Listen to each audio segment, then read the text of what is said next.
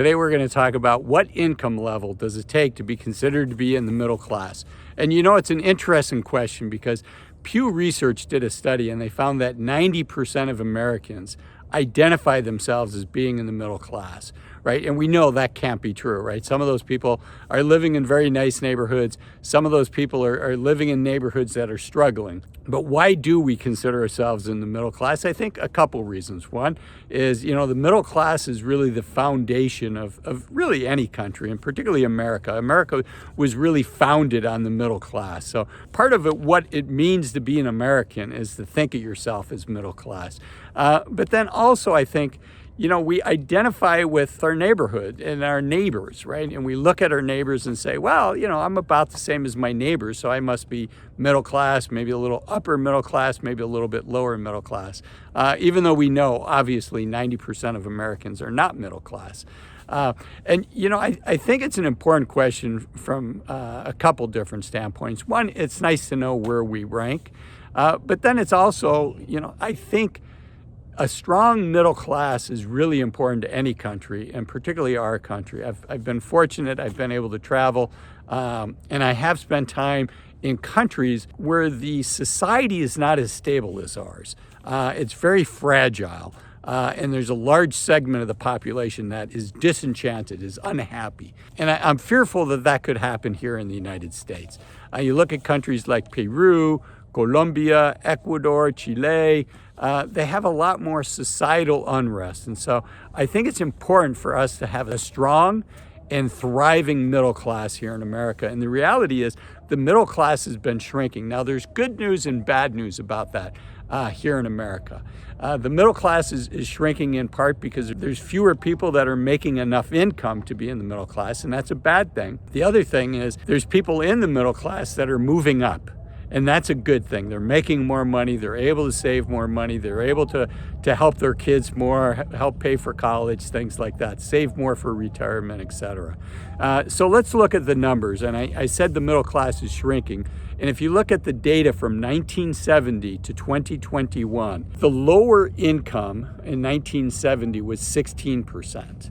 And now that's 20% of Americans. So the lower income, again, has increased by about 25%, from 16% to 20 percentage points. The middle income has actually shrunk. And this is what I was just talking about. The middle class has shrunk 61% in 1970 to 52%. And that certainly has rung true with my life experience. Both of my parents worked hard their whole life. They probably never made more than 3 times minimum wage their entire lives, but yet they were able to buy a house outside of Cleveland, Ohio, and they were able to raise myself, my brother, and my sister. And we had a good life. But I think it's much harder for Americans today in the situation that they were in. Neither one of them had gone to college, but they were able to provide well. My grandparents really didn't make much money. My grandparents were first-generation immigrants, but yet they too were able to provide for their kids and somehow raise a family and provide for that family. But I think it's harder in today's society. So we talked about the middle class has shrunk from 61% of Americans to 52%. The upper middle class has actually grown. It's grown from 10% to 12%. And then the upper income group has over doubled. It's gone from 4% to 9%. So I think it's good that people, you know, are able to move up and get educated and be entrepreneurs and do what it takes to make good money and to move up. But I do think we need to do what we can to foster the middle class, to really have that be a vibrant community, and a community that's doing well, not suffering, having more struggles this year than maybe 20 years ago. Okay, here's another interesting statistic. If you look at the share of all the earned income in the United States, in 1970, 62% of all that earned income went to the middle class. And in 2021, that shrunk by almost a third, 43%. So it's gone from 62% to 43% in 2021. So these are numbers that are important for all of us. And if you look, what is the middle class? And you know, different folks have different definitions of the middle class, but I'm going to return again to the Pew Research. And Pew Research identifies the middle class of if you're making 2/3 to 2 times the median household income in the United States, then they classify you in the middle class. Again, 2/3 to 2 times the median household income. And I've done a separate video as to what the median household income is.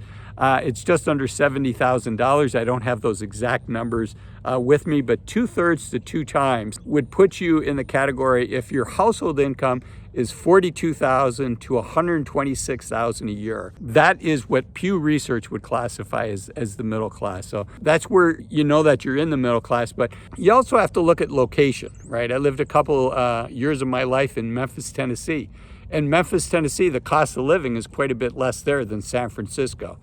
So you have to factor in your location. And I will put in the notes, in the description, a link to a website where you can put in, I believe it's your zip code, certainly your state, and what your household income is. And it'll tell you how you rank. So I hope you find that helpful. And just again, with the middle class, you know, the thing about the middle class, not only does it provide political stability, not only to me does it feel like the right thing to have a society where everybody can succeed, right? No, I don't think anybody's asking for handouts. But what they're asking for is a fair opportunity to succeed. Neither of my parents went to college. I was fortunate. I went to college on a military scholarship. And having opportunities like that, I think, are really invaluable for people to, you know, when I was in high school, to give me hope, right? I knew my parents couldn't help me with college.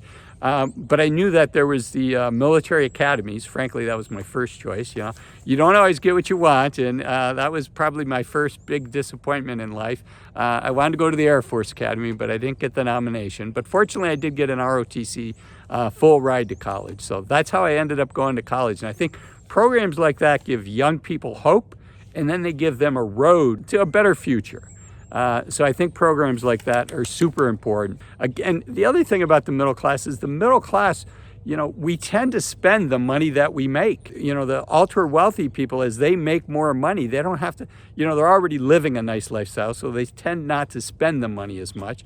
And people that are in the lower segment of society, they don't have any disposable income. So it's really the middle class. You know, 70% of the US GDP, gross domestic product, which is a measure of our economy, 70% of our economy is based on consumer spending. So I've told you, I don't want you spending too much, right? One of the rules to building up your net worth, I don't care how much money you make, if you don't spend less than what you earn, you're never going to build up net worth unless you win the lottery or you work hard and start a company. But outside of those two avenues, you need to spend less than what you earn. But the middle class, when they get a pay raise, they tend to spend it, right? There's things that they need, there's things that they want that without the raise, they're not going to get. But if the middle income gets a raise, those folks are going to spend the money, and that spurs the economy.